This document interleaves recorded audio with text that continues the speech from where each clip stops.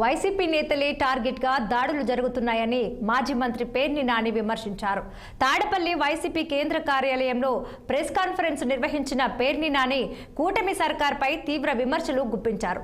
AP deputy CM Pawan Kalyan తన వద్ద ఉన్న శాఖలను ఏనాడు పట్టించుకోలేదన్న పేర్ని నాని మండిపడ్డారు. ఇక ఆయా శాఖలను ఏనాడైనా సమీక్షించారా అంటూ క్వశ్చన్ చేశారు. పంచాయతీలకు రావాల్సిన 15వ వార్షిక ఆర్థిక సంఘం నిధులు 2700 కోట్లను ప్రభుత్వం వాడుకుందంటూ సంచలన ఆరోపణలు చేశారు మాజీ మంత్రి పేర్ని నాని.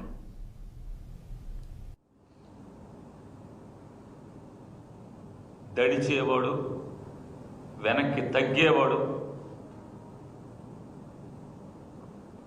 మిమ్మల్ని ఎదిరించి పోరాటం చేయలో మీ పాపాలని, మీ హింసల్ని, మీ అకృత్యాలని, మీ అరాచకాలని, మీ నరకాసుర ప్రభుత్వం చేస్తున్నటువంటి రాక్షస పరిపాలనని తిరగబడి పోరాటం చేయడంలోనూ ప్రజలకి అండదండలుగా ప్రకాశం జిల్లాకి వెళ్ళారు కదా మీరు. ప్రకాశం జిల్లాలోని హెలికాప్టర్ వేసుకుని మరీ దిగారు కదా. విమానం హైదరాబాద్ నుంచి, బేగంపేట నుంచి బెజవాడికి విమానం, బెజవాడి నుంచి విమానం, ఎయిర్పోర్ట్ నుంచి మీ ఆఫీస్కి హెలికాప్టర్, మీ ఆఫీస్ నుంచి ప్రకాశానికి హెలికాప్టర్. మరి అక్కడే కదా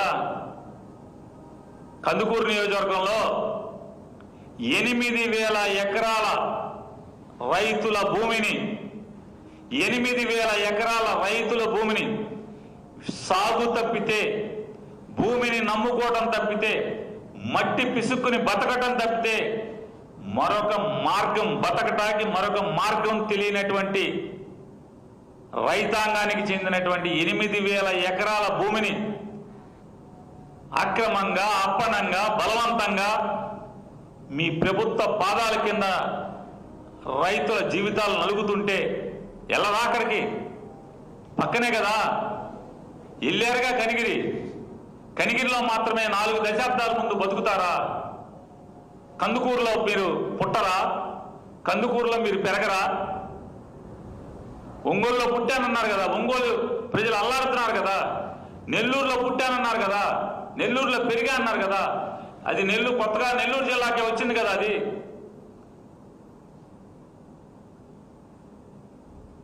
సోలార్ పేరుతో నలిగిపోతున్నటువంటి రైతుల జీవితాలని హక్కును చేర్చుకోరా?